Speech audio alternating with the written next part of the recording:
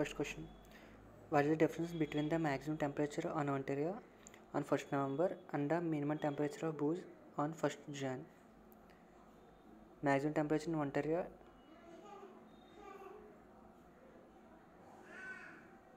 4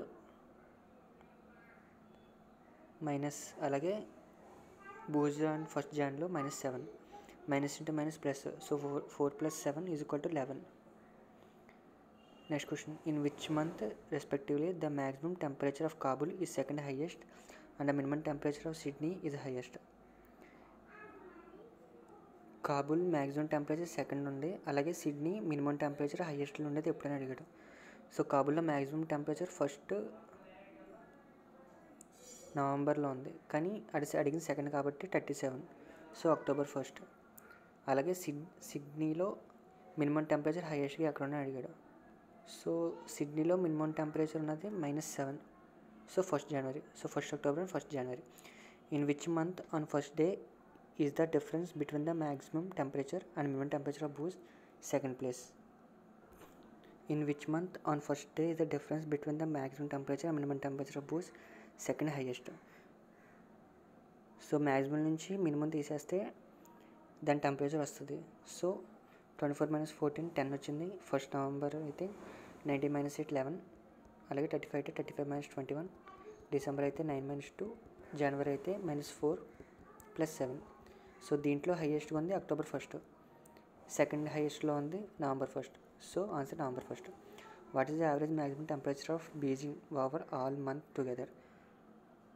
the average maximum temperature of Beijing all over the month together. So Beijing last total మొత్తం 5 ఉన్నాయి. So అన్న maximum temperature 12 + 9 + 15 + 2 + 5/5 is equal to 45/5 వస్తుంది. So answer 8.6. What is the respective ratio between the main temperature of Beijing on 1st September and the maximum temperature of Ontario on 1st October? రెండింటి మధ్య ratio అడిగాడు. So 1st Septemberలో minimum temperature బీజింగ్లో 9, అలాగే maximum temperature of Ontario 1st Octoberలో 19. Maximum temperature of Ontario on 1st November, maximum temperature of Ontario on 1st October 15. So 9:15 is equal to 3:5. Second graph ఇక్కడ submit ఇచ్చాడు ఎన్ని మార్క్స్కి, అలాగే స్టూడెంట్స్ నేమ్స్ ఇచ్చాడు, వాళ్ళ యొక్క మార్క్స్ మొత్తం ఇచ్చాడు. సో దీంట్లో మొత్తం 5 క్వశ్చన్స్ ఉన్నాయి. The approximately the integral % of marks obtained by Umesh in all the subjects. మొత్తం అన్ని సబ్జెక్టులో ఉమేష్ స్కోర్ చేసిన పర్సంటేజ్ ఎంత అని అడిగాడు. Percentage of marks obtained by Umesh in all the subjects. So అక్కడ ఉమేష్ 82 మార్క్స్, 67, 92, 87, 69, 76. అక్కడ హిస్టరీలో అవుట్ ఆఫ్ 50 ఇచ్చాడు కాబట్టి మనం ఉమేష్ దాంట్లో సగం తీసేయాలి. సో 41. 67 కూడా 50 అవుట్ ఆఫ్ 50 ఇచ్చాడు కాబట్టి అందులో సగం 33.5. మ్యాథ్స్లో 92 ఇచ్చాడు, మనం దాన్ని 100 చేసుకోవాలి. So 92/100 into total marks 150 plus science అయితే 100 ఇచ్చాడు కాబట్టి మనం 87 డైరెక్ట్గా వేసుకోవచ్చు. ఇందులో 75 ఇచ్చాడు కాబట్టి 69/100 ఇంటూ 75 ప్లస్ హిందీ కూడా 75 ఇచ్చాడు కాబట్టి 76/100 ఇంటూ 5. సో మొత్తం క్యాలిక్యులేట్ చేస్తే 41 + 33.5 + 138 + 87 + 51.75 + 57 ఈజ్ ఈక్వల్ టు 408.25. సో అక్కడ మనకు కావాల్సిన required percentage. So 408 total marks అని కలిపితే 500 into 100 is equal to 80%. So answer 80%. What is the average % of marks obtained by all the students in Hindi approximated 2 places of decimals? ఇందులో ఏంటంటే average percentage Hindi అడిగాడు. So all the students Hindi దాంట్లో ఎంత వచ్చింది? 88, 92, 76, 83, 65 and 72. వీటన్నిటిని by 6 చేసి యావరేజ్ చేయాలి. So 476/6 వస్తుంది. దాని పర్సంటేజ్ చేస్తే 79.33%. What is the average marks of all the students in మ్యాథమెటిక్స్లో యావరేజ్ మార్క్స్ ఆల్ స్టూడెంట్స్కి యావరేజ్ మార్క్స్ ఎంత అని అడిగాడు. సో దాంట్లో యావరేజ్ మొత్తం 69, 85, 92, 78, 64, 88. బై 100 ఇంటూ 6 మెంబర్స్ కాబట్టి 6 చేస్తాం. So 150 into 476 by 100 into 6 is equal to 119. Average marks in mathematics ఒక్కొక్కరికి 15.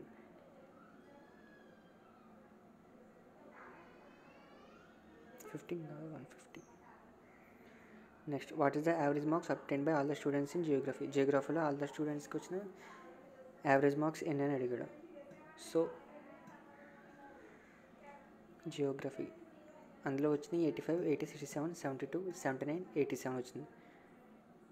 అవి మొత్తం 50 మార్క్స్ కాబట్టి 50 into some of marks by 6 into 1/100. అక్కడ 100 తీసుకున్నా పర్లేదు. So 50 into 470 by 6 into 1/100 is equal 39.16%. 39.16. What is the total marks obtain by Prateeksha in all the subjects taken together. Pratiksha, the total number of marks obtained by Pratiksha in all the subjects taken together. So Pratiksha 68, అలాగే 79, 64, 91, 66, 65 వచ్చింది. So ఇందాక Umesh calculate చేసినట్టే వీళ్ళకి కూడా. So 50 into 68/100 plus 50 into 79/100 plus 150 into 64/100 plus 91 into 91 plus 66/100 into 50 into 86/100 plus 75 into 65/100. ఎందుకంటే 75 out of 75 కాబట్టి 75 into 65/100 చేస్తాం. So మొత్తాన్ని క్యాలిక్యులేట్ చేయగా 34 plus 39.5 plus 96 plus 91 plus 49.5 plus 48.75 equal 358.75 వస్తుంది. Next bar graph. ఈ గ్రాఫ్లో మొత్తం గ్రాఫ్స్ అన్నీ కూడా